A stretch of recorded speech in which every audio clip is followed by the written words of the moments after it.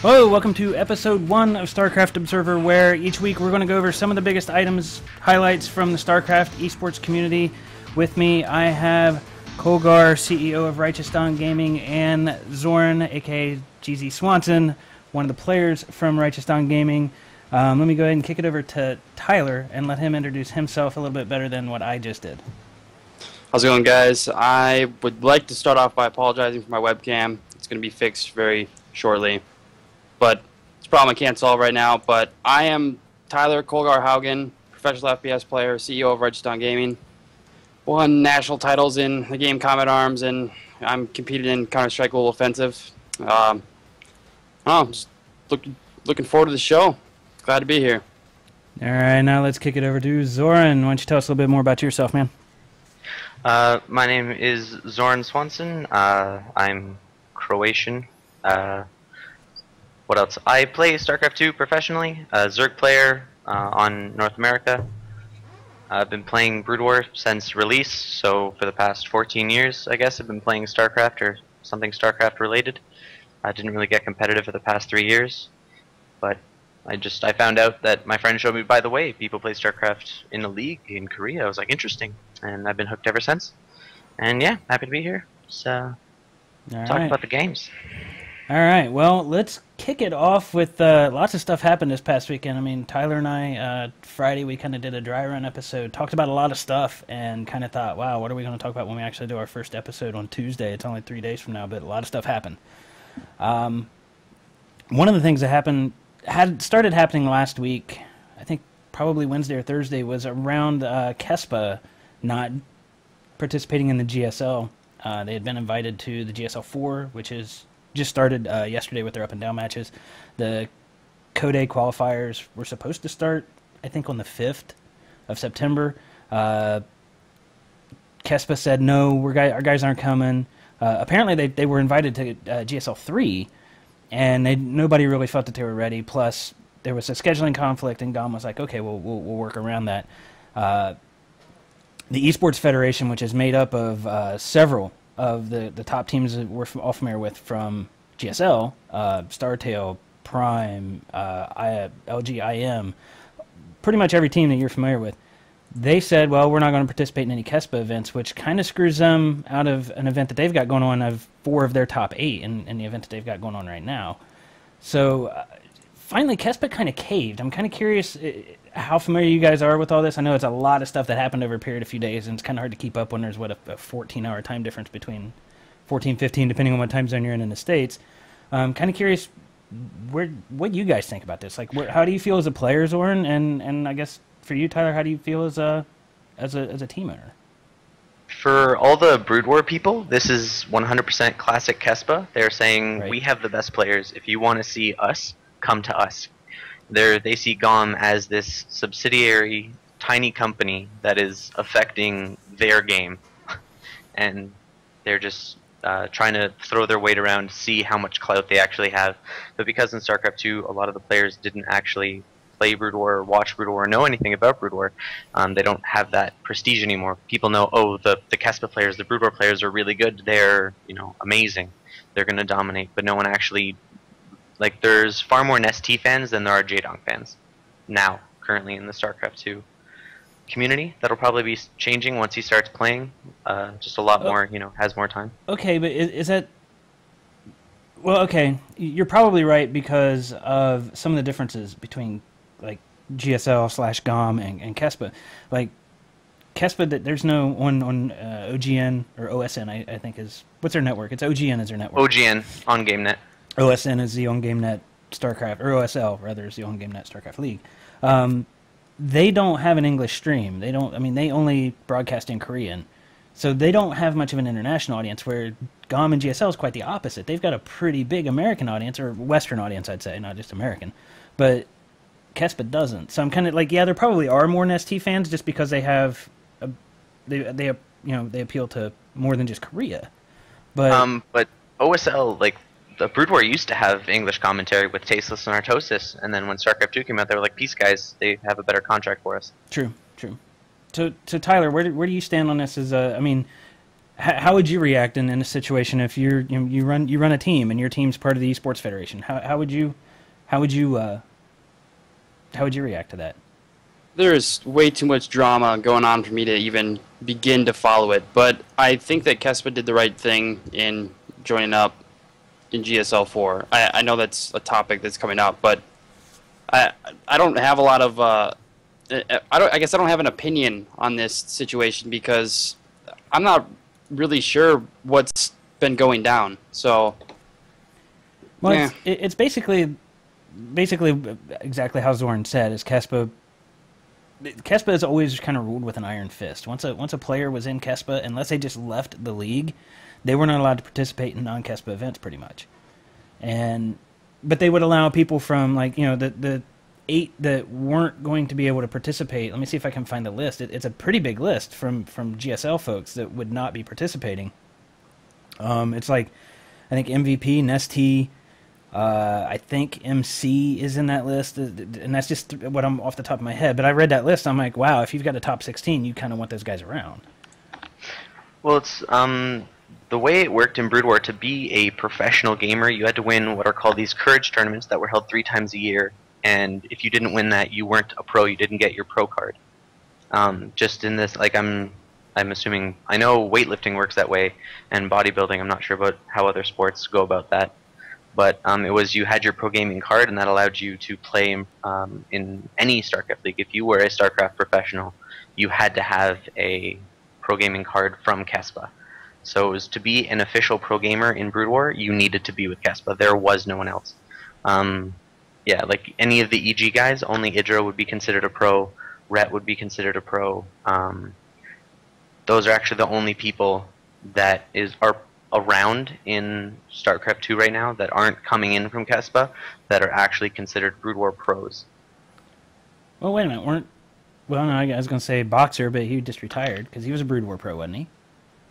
Oh, yes, for sure. But the irony is he just kind of left Slayers. Well, he's not playing anymore. He retired from playing not too long ago, and then now he left. He left Slayers to go back to coaching on a KeSPA team. So, what I don't understand is that, like, Slayers is his team. Like, without, like, he actually made the name Slayers Boxer because he thought it sounded cool. Right. He's like, what sounds awesome? He's like, Slayers Boxer. Yeah, and so there's all kinds of just weird stuff going on, and maybe there's a lot of cultural things here that we just don't understand as Westerners. Between just the egos fighting and the politics fighting, between KeSPA and GOM and that sort of thing. I am glad though. I think it's good for everybody. I think it's good for the community. I think it's good for esports. I think it's good for us as fans. I think it's good for the players that KeSPA finally caved on this and they gave in. And frankly, and it kind of ties us into the next story that we had here. And unless you guys had anything more to say on this particular topic. Nope. No, I'm good. It definitely ties us into the next story in that during the Korean World Championship Series, the KeSPA players, when they came up against GSL players, went 10-0. I mean, granted, it was in the losers bracket, but none of the current GSL players beat any of the KeSPA players the current GSL players have got, what, 2 years? A little bit more if you count the beta? 2 years experience over these KeSPA guys who just started playing 6 months ago? Remember when Puma came out of the open bracket for NASL Season 1, and everyone was like, he's the practice partner they want. And it was like, this is the practice partner of Flash, and that was a big deal. Just, if you're good because you were allowed to play with somebody, that other somebody is far more important. Be like, that's Michael Jordan's trainer. And then Michael Jordan comes on, you're like, oh, he's much better. It's True. Just, I know I'm not making my point very well, but if your prestige comes from somebody else's name, that person is obviously more important than you. No, that makes perfect sense.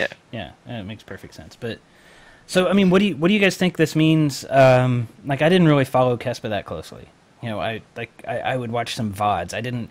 Like now with GSL, mainly, and I don't want to say mainly because of Tasteless and Artosis, but because I have an English stream, I would get the VODs, and it's like, I can't wait to get the VODs. With KeSPA stuff, I would catch a video if I saw it on YouTube. Yeah. I think that we had talked about this in the last episode, and I think that KeSPA had kind of, I don't know, they're hesitating on whether or not to join the GSL because they didn't know if their players would be ready. And at least this was the discussion we had last time. And I think that, going 10-0 in a bracket against these current professionals, I mean, they've won titles, they've won foreign tournaments, whatever. I think that, they're going to be gaining confidence from players like Reality beating Symbol and Shine, just completely mopping the floor with them. And Nestea got 2-0'd, and I'd have to look up by who, but that was all pretty big news to me. I think KeSPA, we talked about them joining GSL 4. I think they're going to be a little bit more confident than they were. Yeah, and I'm actually kind of scanning it. Symbol got 2-0'd by Reality. Snow defeated Nestea 2-0. I mean, like, Symbol... You know the best part? I don't even know Snow. I don't either. I follow religiously. He's not even a name I remember. Right, and I'm like... But, I mean, Symbol and Nestea, I mean, those dudes are on top of their game, and they didn't even get a map. So Code A is going to be... I know everybody likes to watch Code S, but I'm telling you guys, a lot of these folks are going to qualify for Code A, and it's going to be some good stuff to watch. A lot of them are going to qualify. It's going to be good Code A this season. And next season, hell, they might be in Code S. Some of them will be. Any player that people are thinking is up and coming and is going to make their break soon... Probably isn't. Probably gone. Right. At least as far as GSL is concerned. I mean, they might win MLGs. Right. These folks will probably do decent in MLGs. They might do well in NASLs or maybe a DreamHack here and there. And again, like with GSL, okay, so basically you got a week. Typically, a player will have about a week to know who they're getting ready to play. KeSPA, my understanding, is roughly the same way. Mm-hmm. MLGs and DreamHacks and those, you've got sometimes a matter of minutes, right? It's like, when I was in MLG Anaheim, and we would see, because they had the main stage and they had kind of a side stage, and then they just had this pit where they had hundreds of machines and people playing, and you'd hear them just announcing, you'd see like MKP's playing, and he just finished, and they're like, I need MKP at Station 7. It's like, he just finished. He's got like 10 minutes to get over there. So it's like, I don't know how well the KeSPA players will adjust to that. I think the current GSL players might have a slight advantage when it comes to the foreign tournaments. They'll have a slight advantage of that. But if the KeSPA players keep coming, they were invited to this past MLG, but didn't come for some reason. Well, what happened this is the standard thing of what happens for the World Cyber Games. Everybody competes. I'm the best American. I'm the best Chilean. I'm the best. And then Korea takes first, second, and third. And that's the real competition, is who comes in fourth for foreigners. For example, Stork took third drunk. Like, it just... That doesn't surprise me, really. For the gauntlet that is the open bracket, the KeSPA players are going to be like, wow, I'm bored. And I feel like that's all it's going to be. I feel like if maybe they run into, like an MMA or a bomber, then they would focus more. But until then. So okay, so where do you think, like, and granted, I'm not a pro player. When at Anaheim, now granted, these guys have had 2 or 3 months since Anaheim, but they did that 8-player exhibition little tournament that they had. Mm-hmm. And, these are some of the top names out of KeSPA that were there. And it was phenomenal to watch. But you could tell they didn't really understand how StarCraft 2 worked compared to Brood War. They just made some moves that me, as somebody who, I play for fun and I have I'm a casual player, and I'm watching, I'm like, the hell's this guy thinking? But at the same time, it was fun to watch. So it's like, how do you think? I agree with you with the comment you made about any up and coming player. But what do you, like you said, what if they run into an ST, which apparently they can 2-0 an ST, but consistently, can they do that? Can they 2-0 an ST? Can they 2-0 an MKP or an MC and that consistently, or is it going to be those guys? I mean, those guys are good enough. Are they going to up their game, or are they kind of maxed out at where they can get? Generally, how KeSPA... Imagine if every game you've ever played, you're like, oh man, this pylon was off, and I got supply blocked here, and I shouldn't have engaged there. What if you never made that mistake ever again at any point in time, and you played for 18 hours a day? That's what a Brood War Pro is. Fair enough. They're like, oh, you need me to hit this timing, and I need to do these 18 things at the same time? Oh, you're telling me quad drops are good? I can multitask that. It's like Flash. I was watching Flash stream when they did like that little thing, and he re-rallied all 8 of his barracks every Marine round, so that they would come out split. Like, just the extra APM is insane. So you mean he rallied each barracks to a different place each time? Is what you're saying? Yeah, each time, so that it was on Cloud Kingdom. So from his 3rd to his natural, he just had Marines split perfectly through his production lines. And they were just, so if you attacked with Banelings or Zerglings, they would just hit walls of Marines pre-split. Just because he has the extra time in between those production rounds. He's like, cool.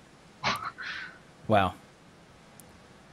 So with these teams, with the KeSPA teams coming, and like, you obviously know the KeSPA guys better than I do. Do you think maybe some of those teams will fold or merge, like we talked with maybe SK Telecom 1 and Slayers, with Boxer going to SK Telecom 1 as a coach? Do you think maybe those two teams are going to merge? That would be interesting. I Love UUV is on SK Telecom, which was a really good friend of Boxer's, so I wonder if there's something going on there. He's another old pro, became team manager, became coach, became personality guy. Yeah, like, team mergers are going to be interesting. Jaedong's on Team 8 now. That's a new, like, that's a change for him. I don't know why he left Hwaseong Oz. Yeah, like, what teams and whether teams, like, contracts will finish with KeSPA. Like, all the pros' contracts will eventually end. And then it will be up to, like, LGIM or EG or whoever. Like, whoever has enough money will get those players. Right. And see, I'm kind of curious with those like you said, those contracts will end. And it's like, I'm kind of curious when I think about it, the KeSPA players, like the ones that came to the States and played at MLG Anaheim, and granted, maybe they were just being polite, but they said that they had a blast. Like, the crowd was completely different than the crowds in Korea, and just the energy they got, and they're like, yeah, we want to come back. So if KeSPA, I mean, KeSPA may fold, really, because if all these people leave KeSPA because KeSPA's not going to let them go to foreign tournaments, and they want to go to foreign tournaments, I don't know. It's gonna be fun to watch this play out. I really do think. I think that KeSPA and GOM should just fuse and just have one overarching body. Oh my God, the internal politics that would happen in that, though. The infighting that would happen. It would just be, somebody's going to have to buy the other one. It's just the way it's going to work. And hopefully it's not KeSPA, because I want these guys coming to the States. I want them to be at MLG. You know? Yeah, well, they're gonna be like, I can make 8 times the money by going to the States? Right. Right. I mean, and this is totally not in the show notes, but I'll share with you guys later if you want. I don't know if you saw the big write-up that Total Biscuit did about Korean teams and sponsors. I did not. Okay, yeah, I'll share with you guys after the show, and it kind of ties into that conversation, but we kind of need to move on. Yeah, sorry. Yeah, no, that's fine. No, it's fine. It's a good conversation. MLG, as we've mentioned, MLG this past weekend was MLG Raleigh. And this is actually something that Tyler put in the show notes. So I got this, guy. You got it. Go for it. I don't know much about KeSPA, but I can handle this. All right, go for it, man. I'm giving you the lead. Here's a real shocker. Of the top 16 players, 14 of them were Korean. Not a shocker. Who would have thought it? Yeah. Nailed it. Here's the shocker. Actually, Sasquatch, a player you may have never heard of, placed in the 13th through 16th range. Mm-hmm. And I was actually quite shocked. And of course, the other one, Stefano. No surprises there. But what I was surprised was that Leenock, who I haven't heard much from recently, he plays first. And I don't know, have you guys seen anything from him recently that would make you believe that he was well practiced? He won the last one. Well, no, it wasn't the last one. He won Providence. Providence. There you go. MKP and DRG have won since then, but he won Providence. Okay. He's done decent in GSL.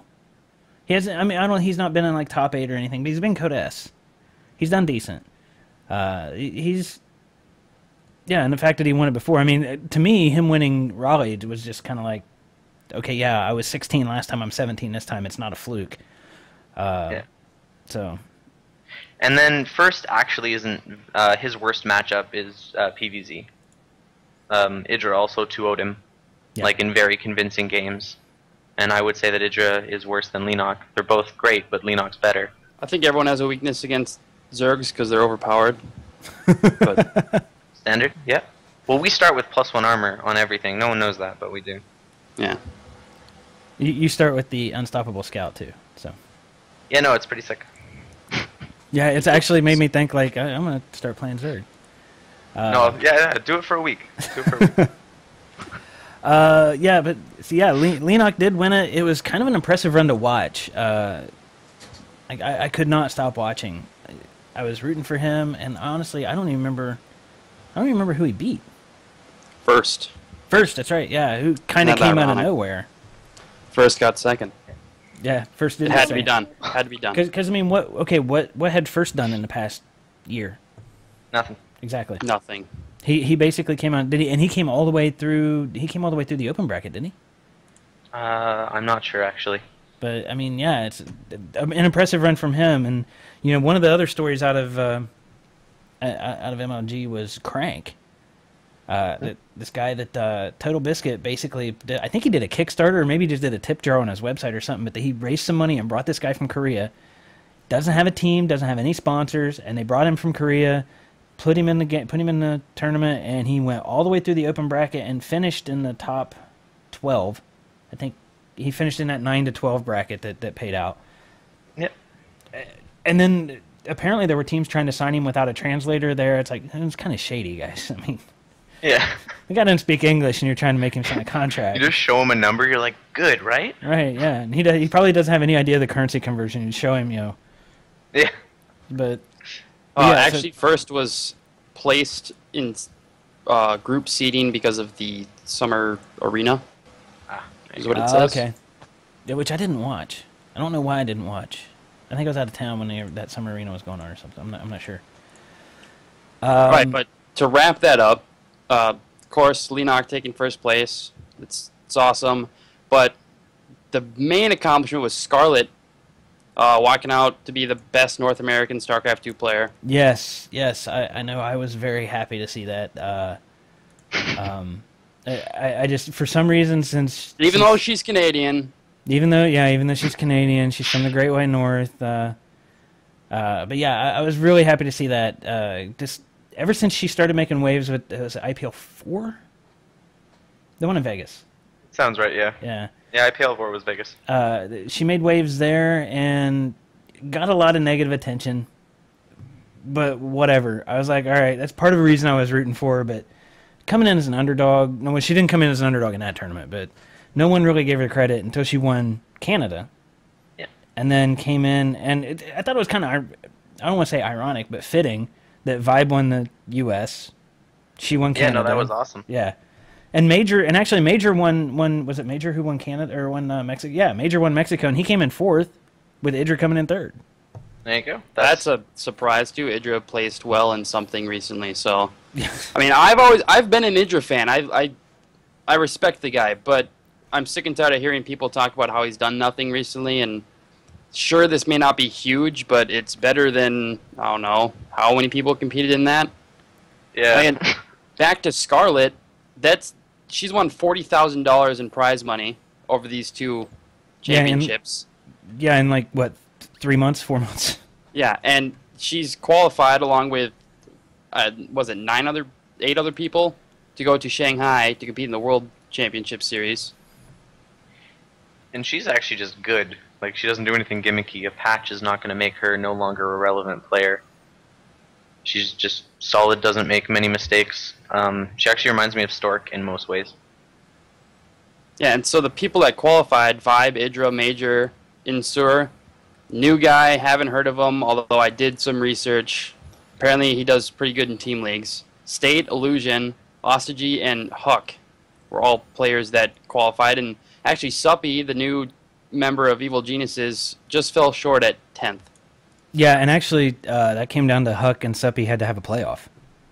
So it was I actually watched that game. Yeah, it was a team kill, and there was rumors like while it was going on, there was rumors on Reddit that EG told Suppy to throw the games to Huck. And I kind of wanted to talk to you about this, Tyler, because I'm sitting there reading. I'm reading this. I'm like, you guys are on crack. There is no way. There is no way. But would you do that? I mean, would you tell one of your players to lose the other? Because if one player just outperformed all of the other players on our team, then they obviously deserve to be there. Whether or not you think that they're going to go all the way and you think that someone else has a better chance, they deserve to be there. So to tell a player to lose games just for, I don't know why they would tell him to do that, and we don't actually know that they told him to do that. Well, I'm confident they didn't. Yeah, of course, rumors, internet trolls. It's Reddit. Come on. Yeah, Reddit on a forum once. Big grain of salt. Big grain of salt. Yeah. But yeah, I just don't. There'd be absolutely no reason to ever do that to a player, especially a new one. Right. Yeah. And I mean, the only thing that gives it even the slightest bit of credibility in my mind is Huck is more popular, going to get more exposure for the sponsors. That's the only thing I can think of. Well, but I still don't believe it. EG, they're all about marketing. That's how they get so much money to be able to pay all their players in these six-figure salaries, and players who haven't done well in the past or recent past, like Idra and In Control and players like that. And so, I agree. That could be that's the only reason that I think that might hold a little bit of weight. But honestly, I don't think that it happened. Yeah, I don't either. I was just kind of curious what you would do as a head of a team, and I kind of knew what the answer was going to be, but I still wanted it on the record, But I just find it odd. I'm like, why wouldn't you want your new player to be like, hey, this guy, we just signed him. Look how great he is. He just beat Huck. Exactly, and that's the thing. You don't want to sign a player and then have him fall just short of all of these different events, and then you'd be like, oh yeah, he was great because he allowed one of our other players to get in.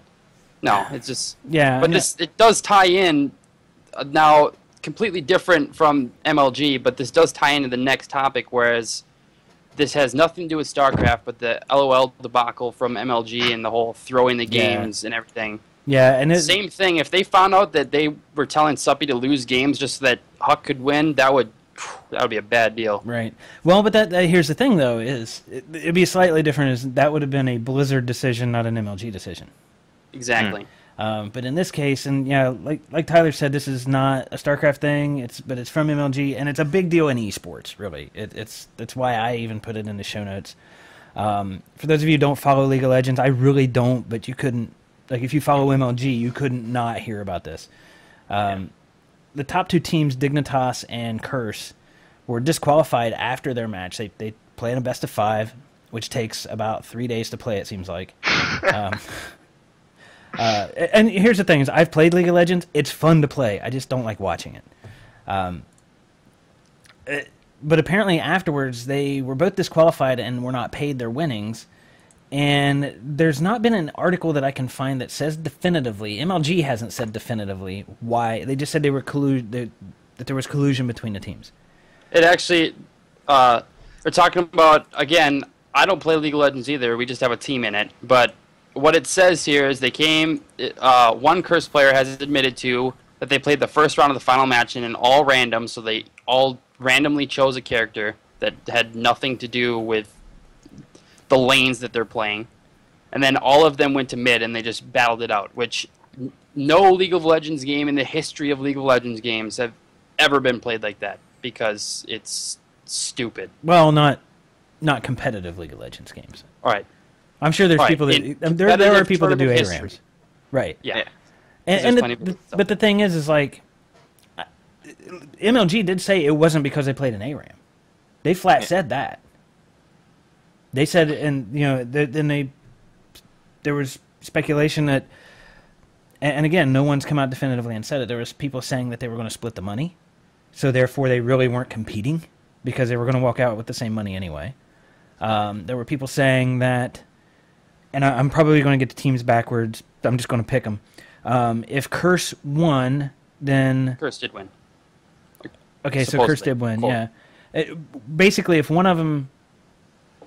they were trying to fix the rankings for the Riot's tournament, which happens next week. They were trying to fix the league points. They did say something about that. It said MLG and League of Legends developers Riot are said to be in agreement over this decision. Right. It's a clear violation of both the letter and spirit of MLG's official Pro Circuit conduct rules. Competitors may not intentionally forfeit a game or conspire to manipulate rankings or brackets. Both teams have been disqualified. No placements or prize money will be awarded. Right, and actually that money came out to be, I think they took the money and split it between 3 through 6. That would be good, because I would be pissed if I got third in some teams. Especially if you took, I don't know the structure of their tournaments, but if it's a best of 5 and it took 5 games for you to lose out and then make it up to the 1 and 2 match, if it took all 5 games and you didn't get paid, that would suck. Come on, you know how long League of Legends games take. A best of 5, that would be like an entire day. But the finals are best of 5? Okay, the finals.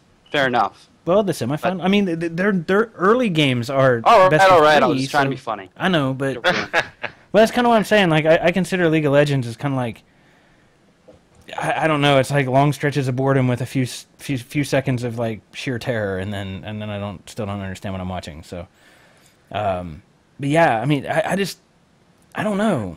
It seems. But one of the Dignitas did come out and said that they have an official statement out about their investigation has revealed that their team has performed some misconduct, that they're going to continue looking into it, and yada yada yada. Curse came out. Their team came out, and they put a video up on YouTube, and their apology wasn't so much we're sorry that this happened. It was we're sorry we got caught. Is the way it came off to me. Oh, and there's been a lot of speculation as to what Dignitas is going to do with their League of Legends team, and people are all like, "Oh, we're probably going to drop it," and that's not going to happen because you drop one of the world's best teams, someone else is going to pick them up, no matter what happened, and they're still going to compete in another tournament. So it just makes no sense. I'm assuming there's going to be some sort of fine. That's probably what's going to happen. Well, I'm kind of the opinion that. They didn't get paid, so they did get a penalty, right? They got disqualified from the tournament. I kind of think MLG shouldn't allow them into the next one.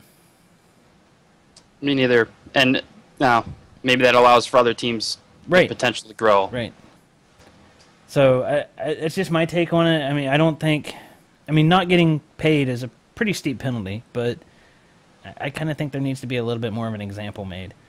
I mean, what would happen in the Starcraft community? Now, like, I don't know what MLG would probably do something similar, but what would happen in GSL? I mean, because Starcraft has got a history of game fixing.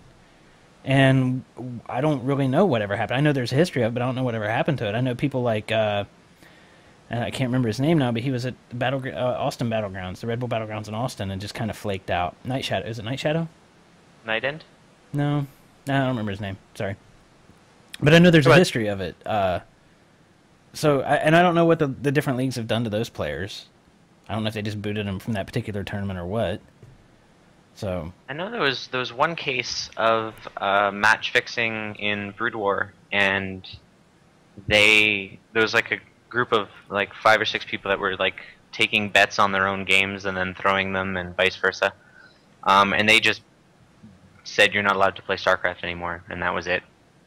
But that was KeSPA. But that's what KeSPA does. They're like, oh, you broke our rules. Never again. So they basically Pete Rosed them. I don't know the reference, but yes. Oh wow. Okay, sorry. He's Canadian, remember? I'm also sitting here thinking, okay, yeah, he's from Canada, and it's an old reference too. I'm maybe showing my age there. Pete Rose, baseball, has more hits than anybody in the history of baseball. Got caught betting on his own games, and they said you're never going into the Hall of Fame, and got a lifetime ban. Like he's not even allowed to go watch a game. That's funny. So yeah, it sounds like KeSPA's doing a Major League Baseball thing. So yep. I'm kind of curious, like what GOM would do. I don't know if that's happened since we're only starting the 4th season of GSL. I don't know what GOM would do in something like that. And I don't know that. I mean, the payout is so high in GSL. I don't know how many people would really want to throw a game. Yeah, that's also true. Well, I guess if you know, like, or if not, whether if you know, if you're not confident in the fact that you're going to win, but you're like, well, I could get this guy a little bit further for $1,000. Yeah, maybe. I don't know. There's always, some When money's involved, there's like everyone is like, well, for 10,000. True. Like there's always that line. And then you got to look at like what is it, sc2earnings.com, that website that tracks what all these people have won, and like the top 10 earners have all won. Like they're basically getting $100,000 a year, easy, and that's just in winnings. Oh, MC made like 360,000 last year from just winnings. Right, and that's not counting any team salaries that they're getting, or it's endorsements or anything like that. Right. Yeah, they're individual endorsements other than their teams. So, but we're actually moving through these topics a lot faster than I thought we would. So, let's just keep going. We had some standby topics here that I didn't think we'd get to. There's actually some rumors that eSports might make it to the Olympics in 2020. They're talking specifically. One of them that I heard come up was Tetris, which. I'm sorry, I would not watch two people play Tetris competitively. Dear God, save us all. But yeah, I know, right? It's like Tetris is a great game, but I'm not sure about like head-to-head Tetris and getting a gold medal for it. But the other two was League of Legends and Starcraft have been mentioned, and there was I was really big into poker a handful of years ago, and there was a kind of a push to get poker when the summer games were in Athens, so it was 2000. I think that's 12 years ago. There was a push at that time, and it was basically a joke, but there were people who wanted to get poker in the Olympics. And a lot of people are like, that's not a sport, but yeah, there's chess. You can get a gold medal in chess. Chess was in the Olympics in the 20s? Yeah. I mean, actually, and it's been an exhibition game off and on. So why not? I mean, why not StarCraft? All right. If you look at not even half. Right, just a few. Let's go with rhythmic gymnastics, where you just spin a ribbon around and jump around in the air. That's not a sport. Anyone can flip a ribbon around in the air. Not a sport is swimming. I guess it's all opinion based on what you think is a sport. I actually had this debate today. Yeah, I have this debate a lot, and honestly, if there's skill level involved, I think it could be a sport. If it's random, it's luck, like poker. Sorry that I disagree with you. Poker is a little bit of skill, almost all luck. So I look at it the other way, but fair enough. All right, unless you're counting cards, but it's all based on what you get in your hand. Chess is a skill-based game. I'd agree with that because you need to know what your opponent's doing. You need to think ahead of time, that kind of stuff. Well, according to the Sport Accord, which is the governing body of sports and just competition in general, they say the definition of a sport is there's 4 criteria it needs to meet. It says it has to have a level of competition, be in no way harmful to any living creature, not rely on equipment provided by a single provider, unless it's a football match held in a specific country where they have to play in a specific stadium because of God knows why. And it cannot rely on any luck element and for us specifically designed in the sport. And for us Americans, when he says football, he means soccer. Yes, I do. Yes, I do. Canadians. Yeah, I know, right? That's actually not even a Canadian thing. It's it's just a non-American you brought it up, thing. and you're Canadian. Hoser. But yeah, so you'd have the issue. I'm just op racing. It's fine. You have the issue where there is an element of luck in poker. There is. You are given a hand, but if you get like Ultralists on the river, it's a good hand. Right? True. But yeah, I mean, so that's why that push was basically fake. It was an advertising campaign. But I see there is like, I actually looked into it, like what it takes, and you have to have the sport played on, I think, 5 different continents. Okay, check. Right. Yeah. There has to be an international governing body. Not really, check. Plus, they have to adhere to the drug testing standards of the IOC. Now, I don't know what the high level pros do, but I know there's a lot of StarCraft nerds out there that like to smoke it up. And they also, actually, this has been a huge discussion. Adderall being used to stay awake in long periods of times when you're playing games, just all throughout the day. Illegal usage of Adderall has been a issue, and I'm assuming that would probably be cracked down on. And then you had the issue with, sorry I keep on bringing up KeSPA, but this is the only other time that I know of drugs being an issue, is players were getting so nervous before their games that they would just freak out and play terribly, so they were taking a lot of things to calm them down before their matches. So just taking okay, so they would take Adderall and that kind of stuff so they could practice, and then they would take Valium so they could stay calm. I don't know what drugs they were using, but sure. Something like Valium, yeah. Yeah, something along those lines. Well, but, okay, so here's the thing, is the IOC would allow that if there's a prescription. How hard is that? You need a Korean doctor to write 80 prescriptions? No problem. Yeah, I'm pretty sure KeSPA and GOM would hook that up, and I'm sure they have a doctor. I'm pretty sure they do, and I'm pretty sure EG would hook that up. I'm pretty sure Quantic would hook that up. You know, I'm sure. So yeah, not an issue. But yeah, I'm talking about the stuff that everybody else has to get through drug testing too for their normal day job. You know, so and again, I don't know what the high level pros. I doubt they do, but I'm sure some do. Never know.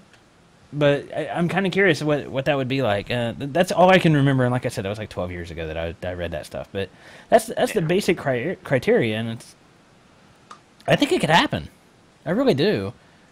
I don't know that I want it to happen because kind of what you said earlier, Zorn. Okay, so the competition's going to be for 4th place. Well, who wants 4th in the Olympics? Nobody. Yeah. Right. Because we all know 1st, 2nd, 3rd are going to be from Korea. Which would be hilarious. Well, okay. We had this discussion the last time we talked about this. Alrighty. Maybe if there's a gold medal and prestigious world recognition on the line, maybe Americans and Canadians and whoever you are, except Koreans, would actually take the time to practice the game instead of going out on their private river on their boat and fishing or whatever the heck complexity does. So if you're going to be, rich and famous, maybe you'd take the time to actually practice. Because when you look at the contrast between Koreans and foreigners, Koreans spend 12 hours a day practicing or looking up builds and stuff like that, sometimes more, whereas Americans or Canadians or any foreigners play about 6, maybe, if they want to. Then they'll alt tab and take a Facebook break for about an hour, and then hang out with their buddies and go do whatever. And they don't treat it like it's a real job. At least most people don't. Some people do. But maybe they actually will if there's Olympic medals on the line. Actually, that's a very valid point. Very valid point is if something like the Olympics came around for StarCraft, and it was the Olympics, it wasn't something like the Olympics, it was the Olympics, yeah, that might get the attention of some Westerners. Especially, all right, you're going to be the first person in the world to win an Olympic medal in StarCraft. Right. That's huge. It sounds like a huge nerdy thing for anyone who doesn't play video games, but that is huge. Dude, a gold medal in the Olympics is gold medal in the Olympics. Yeah, gold medal is huge, but that's huge for eSports. That's right. You're writing your name in history books. The issue that I feel, and from just talking to I was talking to Hero about this. He's because his English is actually pretty good. He's the difference is he's when I'm in North America, you guys always say, oh, Korea's pro gaming culture, and he's yeah, when I go down the street, people don't I'm not a movie star, but people know who I am and people know what StarCraft is. And if you go to somebody, oh, what do you do? Is oh, I play StarCraft. They know what he means. And instead of being, oh, what is that? Oh, is that a game? I think I heard about that once. They're hey, you play Protoss, right? Even if they're not involved at all. Well, it's the same way I know Buffon, another football, he's a keeper. I don't know any. Kobe Soccer. Bryant. There we go. Yeah. I don't know what team he's on, but I know that he Lakers. plays basketball. There you go. That's funny. That's funny since you had the Michael Jordan reference earlier. I have watched what's that movie, Space Jam. I watched that growing up. That's a good movie. That's a good movie. No, but going on. Sorry for cutting you off, Ben. Going on to what Zoran said. Everyone I tell, and I'm sure there's people here watching that the only reason they know that this show exists is because I'm friends with them. But I tell them, hey, I run, an esports organization. I sign. It's much akin to professional sports as you know them, but I sign professional video game players to play. They go, what? Like, yeah, professional esports exists. People make thousands and thousands of dollars playing video games, and they're like, wow, I had no clue that existed. Yeah, and that's the thing is, and it's a cultural difference. And you and I talked about this Friday when we did our dry run episode. There is a big cultural difference between Asian countries, not just Korea, but Asia and the East and the West. There's huge cultural differences, especially in America. And again, maybe Zorn, you can tell us that Canada's much the same way. In America, we kind of have this whole that's nerdy, and there's actually a culture in America where being smart is a bad thing. And there's not a gamer out there, there's not a pro gamer out there that's not a smart dude or gal. They're smart people. Nerds are smart. That's the way we are. And yeah, no, it's but in the States there's this and I kind of have, it's kind of hits a soft spot with me because my mom was a teacher, and there's this culture in America anyway that being smart is not cool, and you're better off to be a half-brained lineman on your high school football team than you are to be a professional Starcraft player making 6 figures a year. For some reason, even though you're more successful financially, but culturally, that's not as acceptable. And that's, I don't know why. I think it's because it's a nerdy thing to do it. It's technology. It's geeky, whatever. But I don't know. And is Canada the same way? I don't want to generalize for all of Canada. I'm sure there are some cliques somewhere where they're like, man, why are you studying? That's lame, you're a nerd. But generally it's, I grew up around, my high school was actually 98% Asian. And it was, here's a fantastic example. I did a math test in my class, and I'm decent at math. I got 88 on the test, and the teacher asked me to see me after, and she was asking if I needed any help to bump it up to a 90 so I could get into any school I wanted. And they were just saying, well, you need a 90 to get anywhere, and you're not getting a 90 right now. What can we do to help you? Yeah, and that's just the general mentality. It's why are you not performing best? And why are Canadians friendly? It's because we have a lot of coffee. Just everywhere. They've got Tim Hortons. That's all they need. See, now, sorry. Go ahead. No problem. I was just going to say, if you're standing on any given street downtown and someone says, where's the nearest Tim Hortons? If you point a random direction, you're right.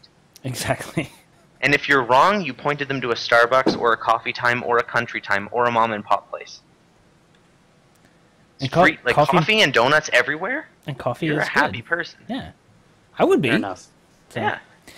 I do have one more thing to talk about that. Okay. It's funny about the whole cultural differences thing. It's funny that you mentioned that in the whole, you could be saying that you're a professional StarCraft player and people laugh at you. In say you're 16 in high school and you made $100,000 that year and people are laughing at you because you're a nerd. I sit on my computer. I work at home. I can, if I wanted to, I could just look over and start watching Netflix, whatever I want to do, because that's my job. And people ask me, they're like, "What do you do?" And I tell them, they're like, "No, I mean like a real job." I'm like, "What do you mean like a real job?" I'm, providing for myself. I don't see what the difference is between, running an esports organization or working in a factory. I just, you're making money. It doesn't matter what you're doing. And that's the mentality that we have nowadays, and it's sad. The thing is well, partially because I'm biased, because we're doing this show together, but partially I also see your point. But just fundamentally, what most people, it's just tell them you're self-employed. They'll respect that. They don't have to know what you do, but the fact of the matter is you're self-employed. You're earning your own way, which I'm not doing. I've got a day job. I work for the man. I'm not doing that. I'm jealous, dude. And most Americans, I think, would be. You had a dream, you struck out, you went after it, you're doing it. So it's that simple. But we are actually closing in on a time limit, but I do kind of want to take a look real quick at last Friday we sat and we went over the first 2 groups up and downs for GSL and made our picks. Shows how much I know about Korean leagues, which is about nothing. And I'm kind of curious because write down who I picked. I did not write down Tyler. I don't either actually. I remember all mine. I remember most of your guys's. For the first group, Group A, actually Ben was right. He got both of them right. Yeah. I guessed Bomber, and Jock G, who went 0-3. Damn it, Jock G. And I said Jock G would have been my third.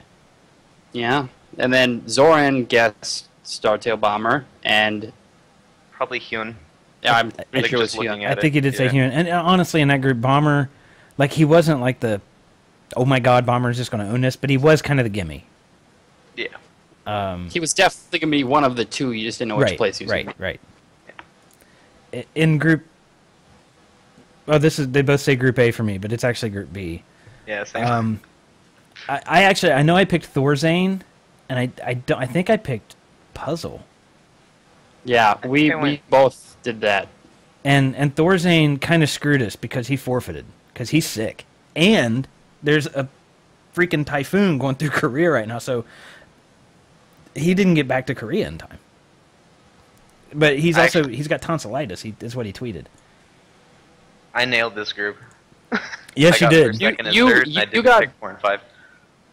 You got Puzzle and Gumiho was what I remember, and so you're the only person who actually got someone who advanced. I say compared to me and you, Sniper. That's amazing. Yes. Even if you pick Gumiho and Puzzle compared to me and you, he nailed it because we didn't get either one of them. So exactly. But yeah, it's going to be kind of curious to see how this plays out. And again, like on the 12th, when the KeSPA folks come in and start doing the Code A qualifier, some of them will qualify for Code A, no question. Yep. And it's going to make an interesting Code A to watch, and that also means it's going to make Season 5 Code S interesting to watch because a lot of those guys they're going to qualify for Code S, do their Code A play. I'd say maybe half of the guys that make it into Code A are probably all of them will stay in Code A. They'll at least stay in the up and downs. They'll at least advance far enough to be in the up and downs. And then half of them will stay in Code A, and probably half of them, like, Jaedong and Flash, I wouldn't be surprised to see them in Code S next season. Yeah, that would be odd not to. Right, exactly. So, anyway, that is about it for our time this week. Zoran, you got anything you want to give a shout-out, do any kind of wrap-up before we close out the show? I'll leave all the Righteous Dawn shout-outs to Tyler. But for eSports Canada, guys, this Saturday we're doing a show match between Desro and Rise. That should be really sick. It's 7 p.m. Eastern Standard Time on twitch.tv/stickyflames. Follow me on Twitter at Jeezy Swanson. It's under my name. Also on Facebook. It's just facebook.com/Jeezy Swanson. It is always the exact same thing for me. Yeah, and happy to be on the show, and I'll see you guys next week. Yeah, I can't wait. Tyler, anything you got to shout out? My internet's acting up, but I'll try my best. Right. I'd like to thank our sponsors, eSportsNet.tv, obviously Ben, the host of this wonderful show, and it helped us out a lot. Uvidi, Gaming Jerseys, and J-Hoang Enterprises. And I'd like everybody like our Facebook page, www.facebook.com/RighteousDawn. I'm /KolgarML or KolgarRD, and my Twitter is @KolgarMLG. So yeah, the Twitter handles are on the quad. We'll have him here next week. Being episode 1, we still got some kinks to work out, but we will have him here for episode 2 next week. I want to thank you guys for being here on the show. This is actually kind of Tyler's idea to do the show. It kind of came to fruition a little late, but I want to thank you guys. I think I've had fun tonight. I had fun last Friday when it was just me and Tyler. I'm looking forward to doing this some more. One thing that I do want to say is eSportsNet, we have a Facebook page. It's eSportsNet. It's facebook.com/eSportsNetTV, I think. Yep. Yeah, okay, good. Thanks for confirming that because I didn't want to have to run out to Facebook real quick.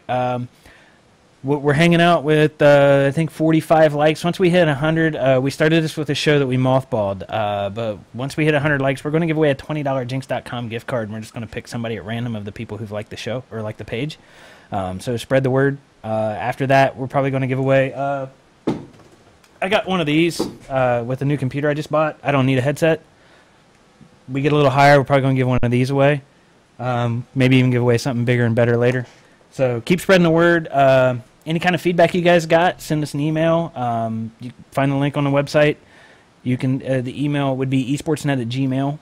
I'm sorry, esportsnettv@gmail.com. So other than that, I think that is it for this week. Again, I want to thank Tyler and Zorn, and we will see you guys next week. Yeah, thank you.